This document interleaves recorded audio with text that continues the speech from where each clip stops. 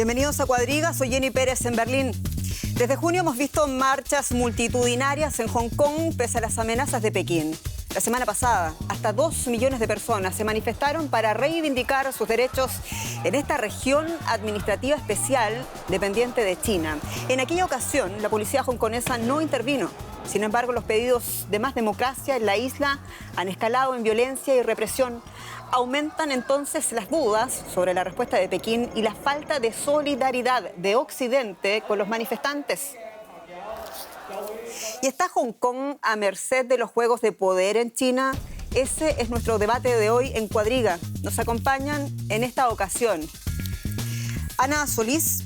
Ana es abogada y politóloga, experta en estudios internacionales y en las relaciones entre América Latina, China y Estados Unidos. Según Ana, el Reino Unido y otros países podrían pronunciarse, pero ya tienen suficiente con la guerra comercial entre los Estados Unidos y China.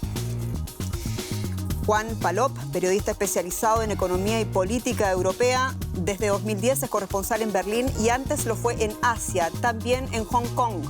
Juan dice que la presión internacional es grande y China sabe que debe medir muy bien sus movimientos. Un nuevo Tiananmen, dice Juan, sería desastroso.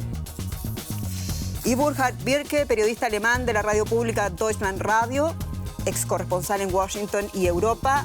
Burkhard opina que Pekín va a tomar las riendas en Hong Kong, por eso Occidente debería apoyar el movimiento de protesta pacífica más directamente. Y no olviden que pueden participar de este debate a través de nuestras cuentas en redes sociales de Deutsche Welle y también en nuestro correo electrónico cuadriga@dw.com. Y comenzamos inmediatamente con una pregunta para los tres, pero parto contigo, Burkhard. Por primera vez en 11 semanas no hemos visto la intervención directa represora de la policía hongkonesa hacia los manifestantes y también hemos observado esa oferta de diálogo por parte de la primera ministra de Hong Kong, Carrie Lam. Me pregunto si las cosas están tomando una nueva dirección en Hong Kong.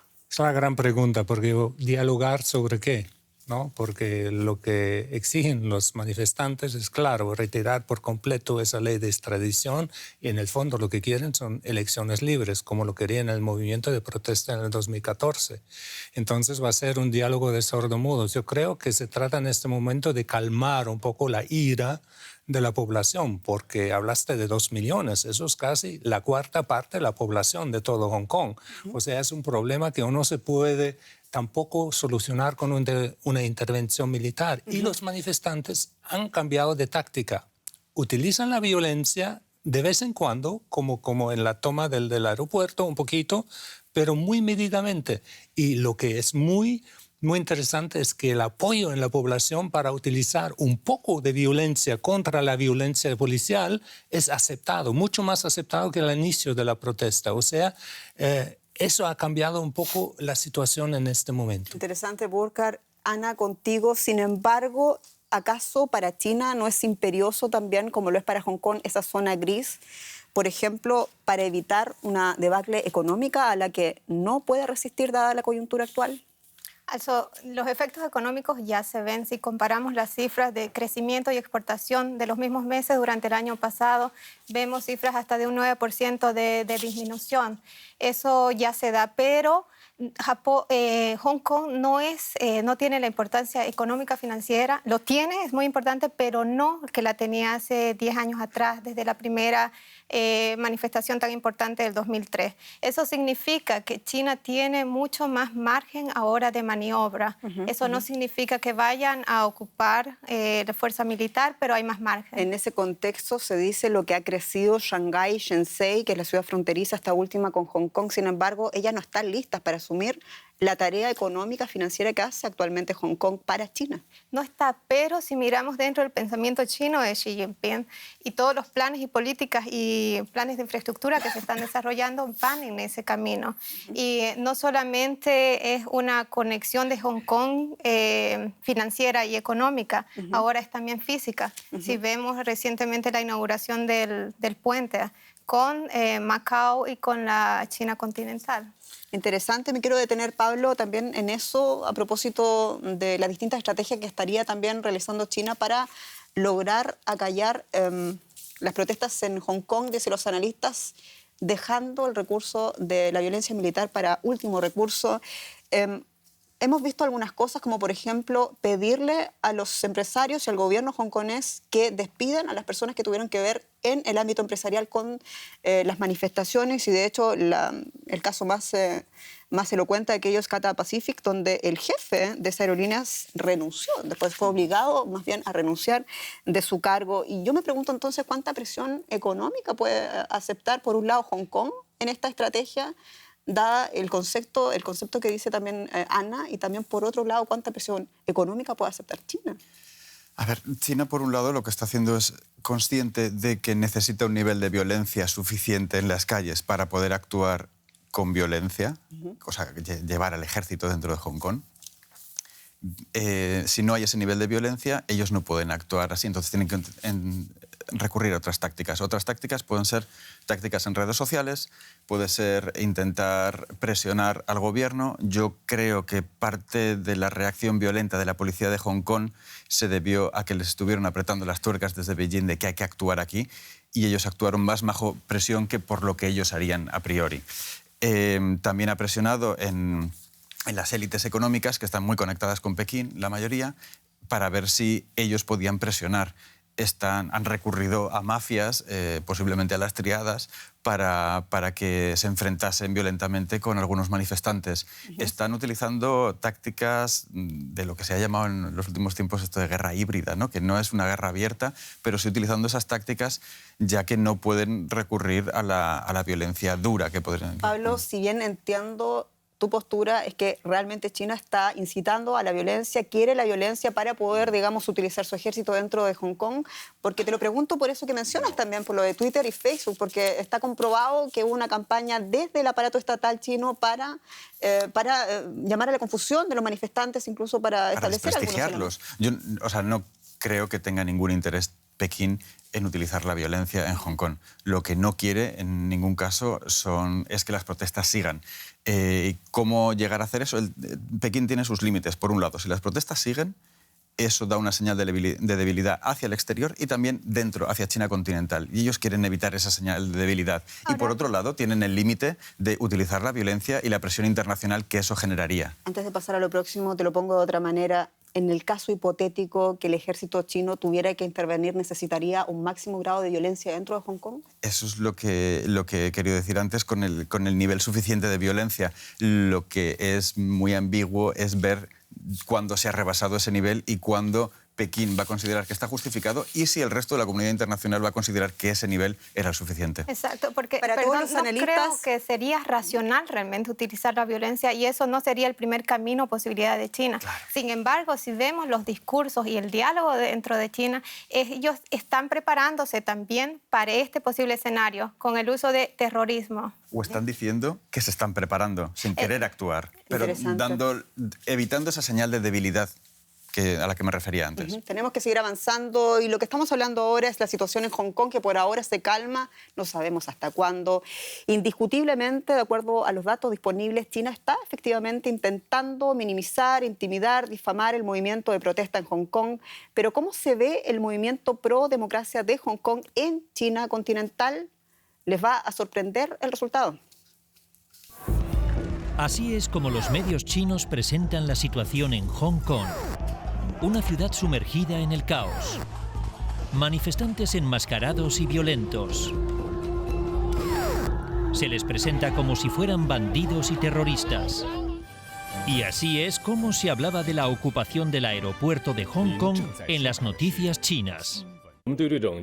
Queremos expresar nuestra más firme condena por este acto terrorista y nuestras condolencias a los compatriotas heridos y a la policía de Hong Kong. También los periódicos bombardean a sus lectores con imágenes violentas. Es la propaganda que llega a la población. Creo que se puede salir a las calles a manifestarse de una forma normal, pero es necesario mantener el orden público y no llevar a cabo actos violentos. Eso es de terroristas.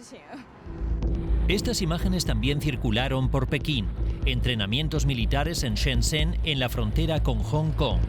Pero, ¿acaso necesita China recurrir a la violencia para acabar con las protestas en Hong Kong? Seguimos con Pablo, con Juan, te llamé Pablo en algunas otras ocasiones, te pido disculpas, con Juan. Juan, ¿te parece a ti que esa estrategia de dividir para gobernar es algo que está siendo también denunciado con esta estrategia que hemos visto de intervenir concretamente en plataformas como por ejemplo Facebook y Twitter? Por supuesto que quieren sembrar las dudas sobre el movimiento, sembrar las dudas sobre la unidad de Hong Kong, la presunta unidad de Hong Kong. Y de todas formas no creo que tenga mucha escala ese movimiento en redes, ¿no? Se habló de que se habían bloqueado unas 2.000 cuentas en Twitter, creo que era, y en Instagram, creo que era. Entonces tampoco es un volumen muy grande, claro, pero sí que tiene un efecto después que se replica. Quieren dividirlos y quieren cuestionarlos y quieren hundir su legitimidad para intentar agotar ese movimiento. Lo importante de ese dato, esa denuncia que hace públicamente Facebook y Twitter, es que es una campaña digital orquestada a través del Estado. O sea, ellos ofrecen pruebas y eso es lo grave de todo esto. O sea, China está realmente metiendo las manos para que eso no funcione, para generar desconfianza y que eso termine, como decías antes, en violencia. No es la primera vez que, China mete las manos en Internet. De hecho, están acostumbrados, tienen un ejército de gente trabajando para censurar Internet y manipular Internet y controlar Internet. Y este aspecto que discuto con Juan es muy importante también por la serie de teorías de la conspiración que están dando vuelta en Internet. Entre esos es la denuncia de China que hace contra gobiernos, no lo he dicho explícitamente, pero sí sabemos que habla de Reino Unido, de Estados Unidos respecto a esa intervención extranjera en Hong Kong. ¿Quiénes apoyan? ¿Quiénes compran las máscaras antigases? Hemos visto un reportero supuestamente hongkonés que se dedica a averiguar eso y la conclusión es que ese dinero llega desde fuera.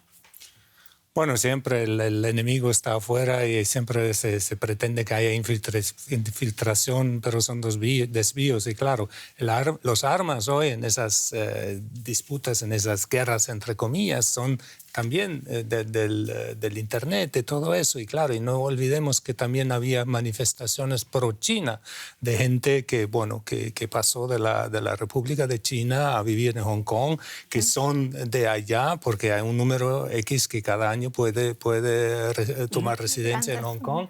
Y entonces también China está tratando de dividir y de polarizar la población de Hong Kong de esta manera. Yo creo porque una intervención militar sería muy, muy mal vista internacionalmente y estoy completamente de acuerdo que el nivel de violencia debe ser tan grande que realmente haya una justificación. Yo creo que la protesta es tan inteligente de no dar esa oportunidad. Por eso pacíficamente pasó el domingo pasado, pacíficamente. ¿Estás de acuerdo con lo que decía Juan entonces, de que la estrategia digital por lo menos no va a ser efectiva en este tipo de casos? La estrategia, por ejemplo, de elementos infiltrados físicos, de supuestos periodistas que son chinos, de supuestos también manifestantes que terminan siendo chinos y que hacen violencia en las manifestaciones, por ejemplo. Eso depende. Los manifestantes en el mundo entero, sea Venezuela, sea Hong Kong, se comunican por WhatsApp, por Signal, por Telegram, por esos medios. Si China logra bloquearlos, pues es un problema, ¿no?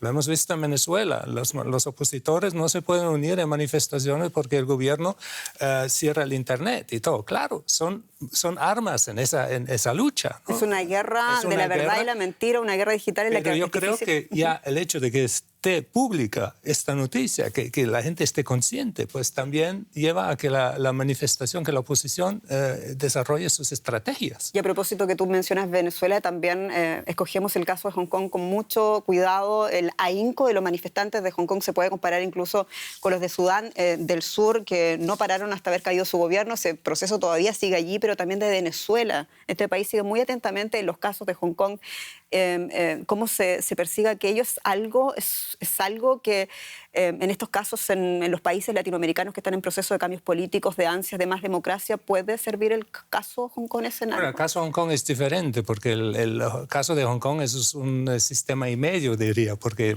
se partió con la idea en el 97 de entregar Gran Bretaña entrega ese territorio y se crean dos sistemas, o sea, libertad parcial en Hong Kong y no el comunismo crudo como en la República, pero no es tampoco una democracia como estilo occidental, ¿no? O sea, porque no hay elecciones libres. Hong Kong nunca ha tenido democracia desde que... No, entonces es un sistema y medio, yo diría, y la gente de Hong Kong pero quiere un sistema verdaderamente democrático. Pero cuando lo pregunto sobre todo el punto de vista del valor de la manifestación, del valor de llevar tanta gente como nunca lo hemos visto, citabas tú 2003, la crisis de la revolución de los paraguas en 2014, pero nunca habíamos visto este ahínco, esta imposibilidad de rendirse de parte sobre todo los jóvenes estudiantes de Hong Kong, del valor de la manifestación, una manifestación que muchas veces en Latinoamérica, por ejemplo, se criminaliza. Sí, yo admiro a la gente de Hong Kong porque está realmente luchando por sus valores ya 11 semanas. Eso es el periodo casi más largo que la protesta de los paraguas. Y están mejor organizados. Yo creo que han aprendido las lecciones de la protesta del 2014. Yo creo que pueden dar un ejemplo para el mundo entero, también para Latinoamérica. Exacto, y en eso también acuerdo contigo. El caso de Venezuela, por ejemplo, si tomaran el caso de Hong Kong, frente a los diferentes temas que estamos discutiendo, pero es el mantenerse dentro de las manifestaciones y hacer manifestaciones pacíficas. En el caso de Venezuela tenemos solo manifestaciones muy cortas por día. La represión, claro, es muy fuerte, pero en caso en que saliera realmente toda la gran parte de la población y se manifestara de manera constante, consecuente, tal vez tendríamos otro resultado. En el caso de Hong Kong se mantienen muy cohesionados todavía. En el caso de Venezuela observamos cómo la oposición, digamos, hay una profunda desconfianza entre las distintas variantes de la oposición y, claro, desgasta cualquier movimiento pro democracia o movimiento social, como se llame. El tema de las manifestaciones, cuando hablamos de China, sobre todo, viene una imagen a la mente de todo el mundo. Muchos temen una posible operación militar por parte del gigante asiático, como ocurrió con las protestas del movimiento democrático chino en la plaza de Tiananmen, en Pekín, en 1989. Aún se desconoce el número oficial de víctimas mortales que dejó la masacre. Las cifras oscilan y algunas fuentes hablan de más de 10.000 muertos.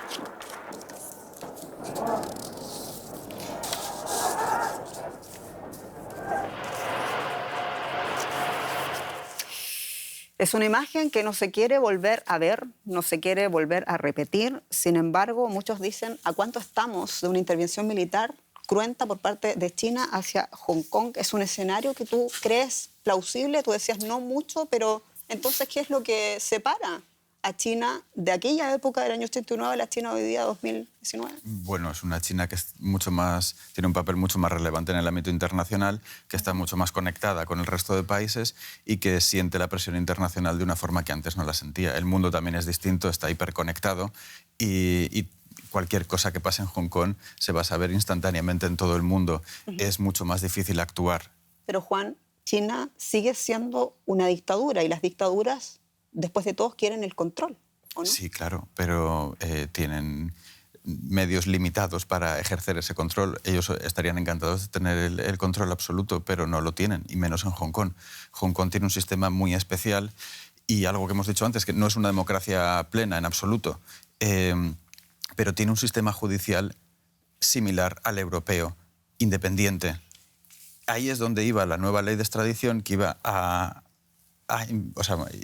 dañar ya esa independencia y por eso salió a la calle ya la gente, porque era lo que les diferencia radicalmente de China. Pero yo me pregunto en realidad, y no sé qué opinas tú, Walker, o incluso Ana, ¿qué es lo distinto de la China del año 89? De nuevo retomo la pregunta de la de hoy día, porque el sistema judicial es un sistema, claro, que no obedece, es un poco híbrido, que no obedece exactamente el que tiene China, el partido único. Tienen el mismo jefe de Estado, hay diferencias en materia de política exterior entre Hong Kong y China en materia de seguridad, pero después de todo... Lo que quiere China es el control de Hong Kong. Claro, pero hay un tratado internacional que rige hasta el año 2047. O sea, tiene que respetarlo internacionalmente. O sea, la reacción internacional sería mucho más fuerte. Además, ¿cuál sería la reacción internacional, Borja? Tú como alemán, que ya emitiste, ¿te gusta la protesta de Hong Kong? Estoy muy decepcionado de la reacción hasta ahora. Que decir que eso no está bien, lo que está pasando allá y que... No, hay que reaccionar más fuerte. Y yo creo que ya en este caso, excepcionalmente me pongo también del lado de Trump, habría que tomar sanciones económicas. No sé, de una forma u otra habría que reaccionar y apoyar con letra y boca. Ahora en el G7 podría pronunciarse a apoyar el movimiento a la democracia. Pero la diferencia con Tiananmen y Hong Kong es muy grande. Tiananmen era el corazón de la China, en el pleno centro de la China comunista, una protesta, una manifestación en la plaza central de Beijing. Eso no se puede comparar con Hong Kong, un estatus especial al margen. Si esta manifestación fuera la China continental, ¿veríamos lo mismo entonces? No, yo creo que ya se hubiese acabado. Yo creo Por favor, tenemos que seguir avanzando. Tenemos que hablar de lo que dicen los activistas en las calles, y uno de ellos dijo: no le tengo miedo a los tanques, a propósito de lo que estamos hablando, porque puedo verlos. Me preocupa, dijo ese activista, que le preguntó a Deutsche Welle, nuestra corresponsal, que reportea en Hong Kong, dijo: lo que me preocupa es lo que no puedo ver, los peligros invisibles. Hemos tomado el pulso de las calles de Hong Kong con los manifestantes. Vamos a escuchar algunas de sus declaraciones. Cuantos más manifestantes somos, más personas son detenidas. Pero no bajaremos los brazos ni nos rendiremos hasta que no logremos lo que exigimos. En estos 2 meses hemos perdido mucho tiempo y mucho dinero. Los gases lacrimógenos han dañado nuestra salud, pero nos podemos recuperar fácilmente. Si perdemos esta batalla, jamás podrá volver a instaurarse la democracia en Hong Kong. Compartimos los mismos valores que Estados Unidos y la Unión Europea. Luchamos por la justicia y la democracia y esperamos que estos países se levanten y muestren su apoyo a Hong Kong.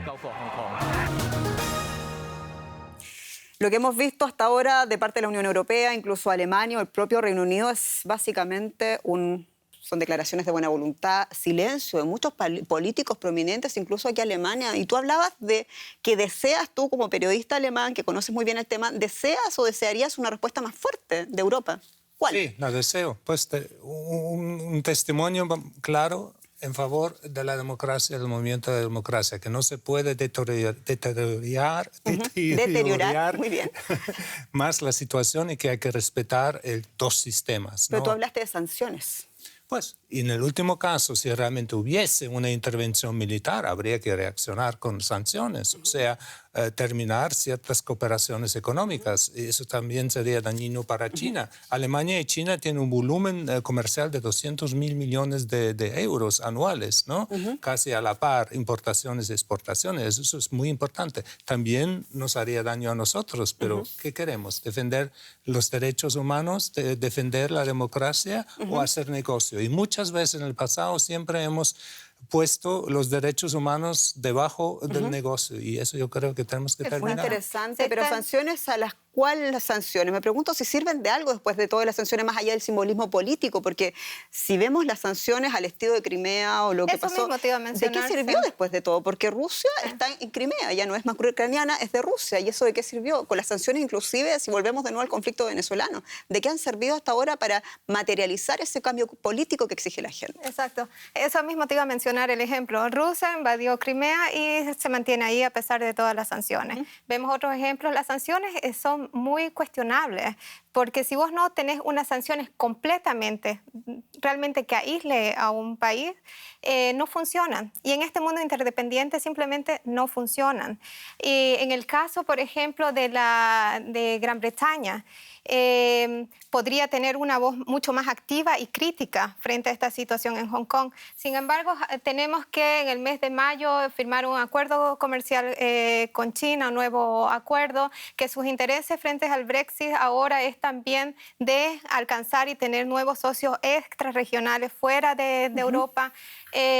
Entonces, lo que vemos es simplemente que los intereses económicos se sobreponen sobre, como vos mencionabas, otros intereses. Pero sería una señal clara, claro. Sería un gesto político, no más allá que eso. Un gesto político, sí, porque si uno termina la cooperación con Huawei, con muchos, no los deja entrar aquí, invertir aquí, también por espionaje, por cuestiones de ese estilo, yo creo que eso sí, China lo tomaría en cuenta. Juan, ¿Alemania se puede permitir eso? De decirle a China, con ustedes no más, porque ustedes han violado los derechos humanos. Primero, ¿lo veríamos? ¿Lo veríamos considerando lo que han dicho los alemanes? No lo veríamos en Alemania, lo veríamos a nivel europeo. Mundial. Pero vamos, en todo caso sería a nivel europeo. La respuesta sería europea, comunitaria. Nunca solo uno de los países de la Unión Europea. Lo dudo por el momento. No veo el valor suficiente para defender los derechos humanos a costa de los intereses económicos. Y eso tiene un problema con China, que China dentro de poco tiempo va a ser primera potencia y va a imponer sus estándares. Y si no hemos conseguido que cumpla los derechos humanos ahora, dentro de 20 años nos va a hacer que erosione nuestros derechos humanos aquí. Me parece que el tema de Europa es absolutamente importante, pero dentro de Europa sabemos que la voz alemana se escucha mucho y lo que hemos escuchado ahora hasta solamente del responsable de exteriores alemán, el ministro Maas, hemos escuchado que está muy preocupado por la situación de ambas partes. Yo me pregunto si muchos denuncian que es una política, una denuncia política muy insípida, o incluso algunos se acuerdan de que es realmente un puro ejemplo de la realpolitik de este país. ¿Qué te parece a ti? Hay parte de realpolitik, hay parte de miedo a mostrar un perfil claro y nítido en política exterior. A Alemania siempre le ha costado mucho definirse en política exterior. Le gusta mucho ser un gigante económico, pero no un gigante político, ¿no? Pero poco a poco tiene que hacerlo, y más si tiene el paraguas de la Unión Europea detrás, tiene que mojarse. Ella tiene el poder para opinar y se espera de ella y de Europa un perfil, una postura más clara. Yo creo que todavía no se ve la urgencia. No se ve todavía la urgencia. ¿Faltan muertos? Seguramente, sí. Protesta, más violencia. Desafortunadamente es así. Pero yo creo que el Occidente se equivocó con China fundamentalmente porque creyeron con la apertura, por Deng en la época, apertura económica, también hubiese una cierta apertura política y nunca se dio. Y Vietnam está siguiendo el mismo ejemplo chino. O sea, tú puedes ser un Estado autócrata, una dictadura políticamente sin libertad y florecer económicamente. Y eso es la gran decepción y la gran equivocación del Occidente. Y por eso ya es tiempo de cambiar las riendas. Y como dije antes, yo no estoy de acuerdo con Trump en muchos campos de su política, pero su actitud frente a China es la buena. Hay que mostrarle fuerza a China. Y ya que mencionas a Trump, quiero preguntarles a ustedes si saben, ya que están siguiendo este debate que hacemos desde Berlín para ustedes, ¿quién se atreve ahora mismo con China? Mi colega lo ha dicho, Donald Trump ha sido hasta ahora el único que expone abiertamente una amenaza al liderazgo chino. La pregunta es, naturalmente, ¿por qué lo hace? Escuchemos sus palabras. Me gustaría que el asunto de Hong Kong se solucionara de forma humana. Espero que el presidente Xi lo consiga. Creo que tiene la capacidad para hacerlo si lo desea. Además, esto sería también positivo para el acuerdo comercial del que estamos hablando. Son declaraciones que gustaron mucho en Hong Kong, pero también tienen un trasfondo político. Yo te pregunto a ti, Juan, ¿por qué Trump dice esto? Trump está pensando en su guerra comercial. A Trump los derechos humanos les dan exactamente igual. Entonces es una persona que podemos decir que ha acertado en algo, pero por casualidad ha disparado con los ojos cerrados y ha dado una cosa que nos gusta. Él lo utiliza como una carta más en su guerra comercial. En el momento que le interese utilizar a Hong Kong, lo utilizará, y en el momento que ya no interese, lo dejará caer.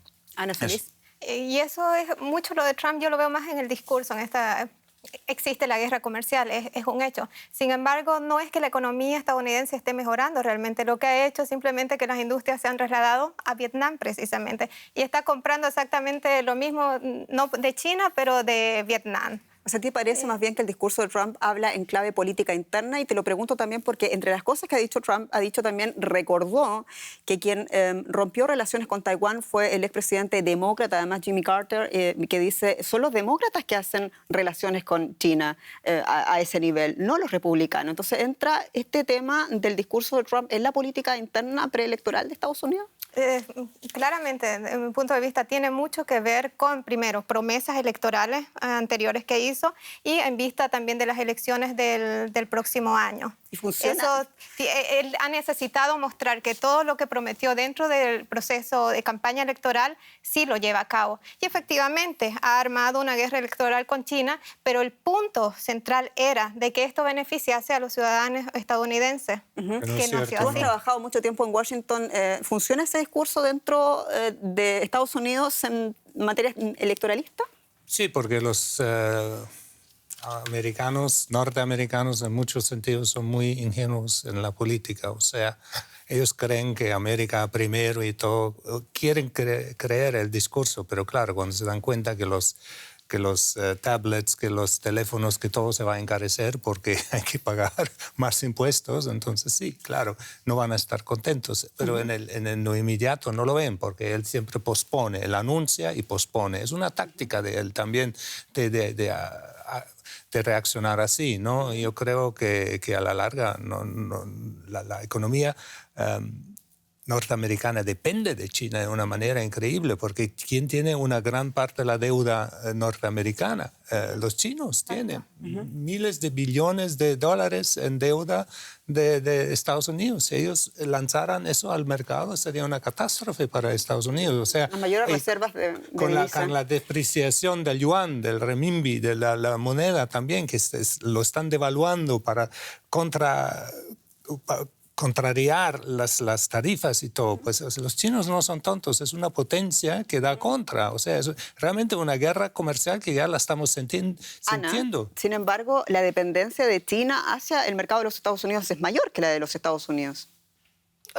Sí, pero todavía es posible en este momento una guerra a corto plazo, es posible llevarla a cabo. Se puede todavía, la producción no la puedes cambiar tan rápido de un país a otro, pero hay ciertas industrias que, como por ejemplo, se han ido a Vietnam y se pueden. Entonces, a este corto plazo sí hay daños dentro de la economía estadounidense y China, pero en términos de comercio es todavía posible llevar a cabo. Es en términos financieros que tal vez vamos a ver a corto plazo mucho más daño, porque ahí estamos hablando sobre confianza.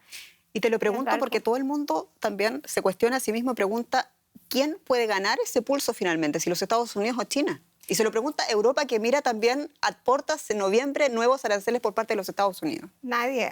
De los dos ahí no hay ganadores. Ellos están jugando simplemente a ver quién puede ceder primero. Porque de mantenerse a largo plazo es catastrófico la situación para el sistema internacional también. Juan, te quiero preguntar algo existencial casi, te lo pregunto también como europeo, como experto. En caso que se desate una guerra de sanciones, pongamos en el caso hipotético entre Estados Unidos y China por el tema de Hong Kong, que inclusive como lo ha amenazado o denunciado por lo menos Donald Trump, a Europa le va a tocar escoger a qué lado se pone.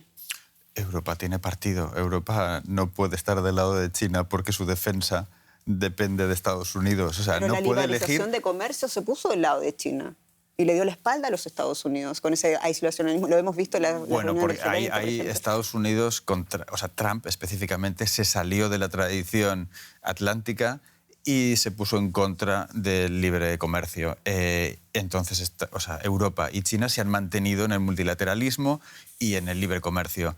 Después de Trump habría que ver qué pasa. No hablaría de un Estados Unidos que se va del sistema, sino de un Trump que se ha ido por ahora del sistema. O sea, Europa y China se han quedado ahí por ahora. Si la situación se mantiene, China será proteccionista también y Europa también.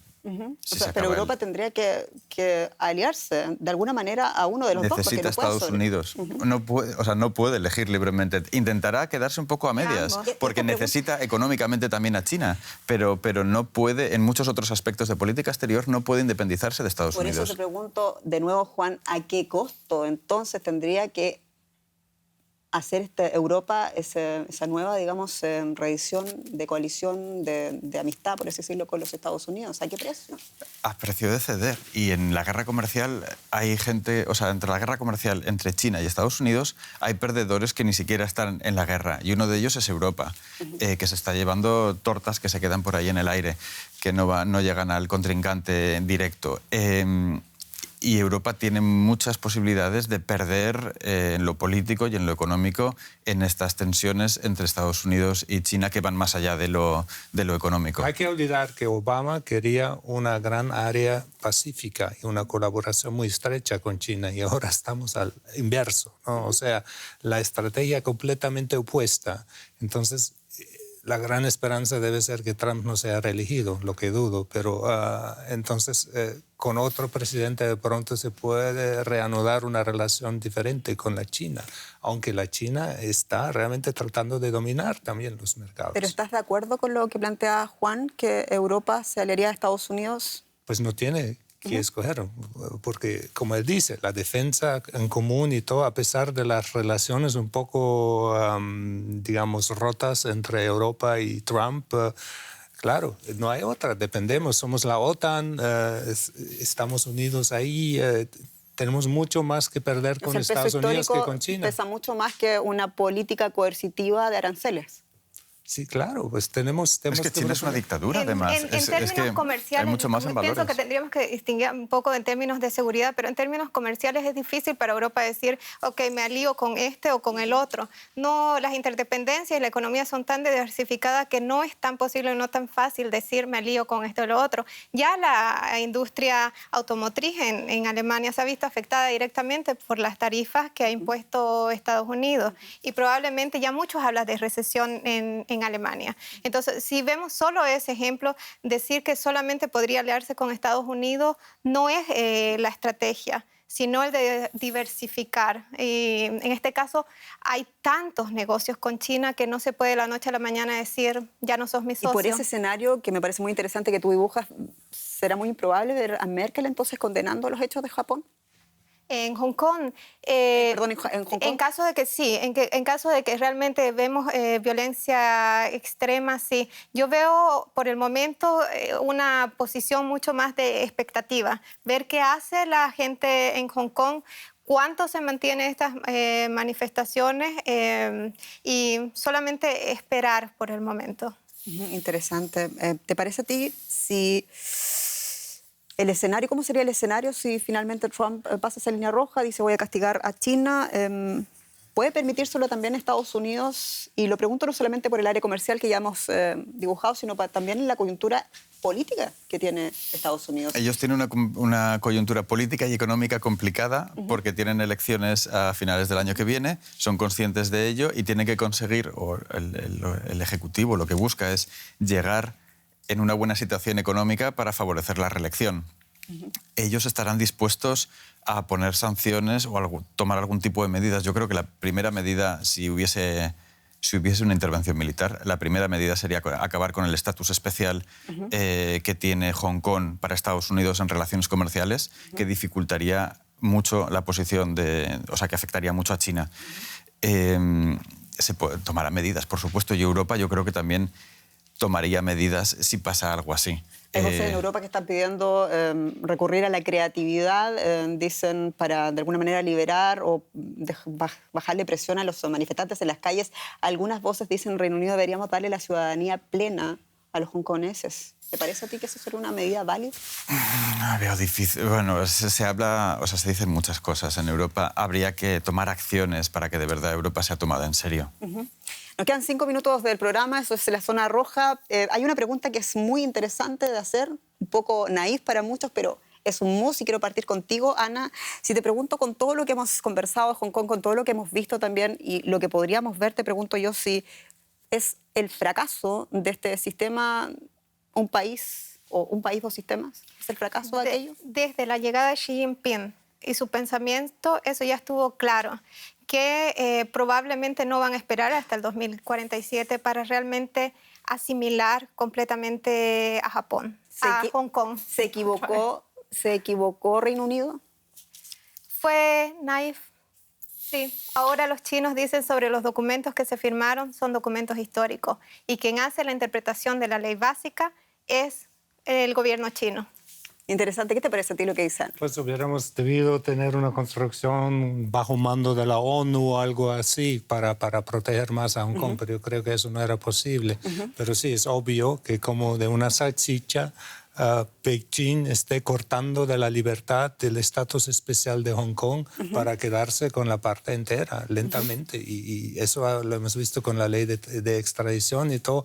Poco a poco lo están intentando, pero mientras que haya la resistencia, pues le queda más difícil. Y yo creo que sería muy, muy difícil de incorporarse a Hong Kong y incorporar a Hong Kong completamente en el régimen y el sistema de la República. Me quedo con esa palabra resistencia. El gran factor de esto son los manifestantes que no se rinden. Los manifestantes, principalmente jóvenes, han dicho estamos dispuestos a dar nuestra vida para no ver lo que podría pasar en el año 2047, es que China tome el control absoluto de Hong Kong. Exactamente, están pensando en su futuro. Y el cuarto de la población de Hong Kong en las calles, eso es algo que ni siquiera Beijing puede ignorar. Pablo, ¿qué veremos en el 2047? Juguemos un poco. Eso es algo que los politólogos y los expertos pueden hacer. En el 2047 se acaba el plazo que se pusieron, o sea, que se puso China para mantener el estatus especial de Hong Kong. Después se supone que ya era parte íntegra de China. Entonces, que su sistema judicial dejaría de ser el que es, independiente, que su sistema político cambiaría totalmente y que se integraría en todos los aspectos en China. Se esperaba, cuando se hizo aquel acuerdo, que de alguna forma fuese China la que se acercase al estatus o a la forma de hacer las cosas de Hong Kong. Pero lo que estamos viendo es que China, con ese peso específico económico que tiene y político que está tomando, está arrastrando a Hong Kong a su posición y nos ha pillado a los ingenuos occidentales con el paso cambiado. ¿Otra vez? Otra vez más. Entonces, ¿el futuro inexorable de Hong Kong es ser parte absoluta de China? El futuro inexorable, no sé cuál es. Ellos en 2047 se acaba ese plazo que tenían. No parece muy claro ahora qué es lo que puede suceder con Hong Kong. Lo que sí es evidente es que China tiene muy claro lo que quiere para Hong Kong y que tiene la capacidad de planear a muy largo plazo porque sabe que sus planes se acaban imponiendo porque está en una dictadura. Un minuto de programa, se va a imponer la dictadura. 2047 será Hong Kong finalmente sin remedio parte de China continental. La política desde el punto de vista chino es clara. Es integrar políticamente a Hong Kong, mantener el sistema capitalista, pero formar parte de la China continental en todos los aspectos. Yo aspiro a que el virus de la protesta se vaya infectando a la República de China y que sea al revés, que la China en el año 2047 sea más libre y más democrática. Eso es mi aspiración, mi gran esperanza. El periodista alemán que vivió también lo que pasó aquí en Berlín, cómo una manifestación pacífica terminó con un sistema político y con la historia de un país también la modificó. Veremos eso en Hong Kong, todavía nos queda mucho para analizar. Esto es el cierre de Cuadriga, soy Jenny Pérez, gracias por acompañarnos, comparte con nosotros. Cuadriga.dw.com. Gracias por su sintonía, hasta pronto. Yo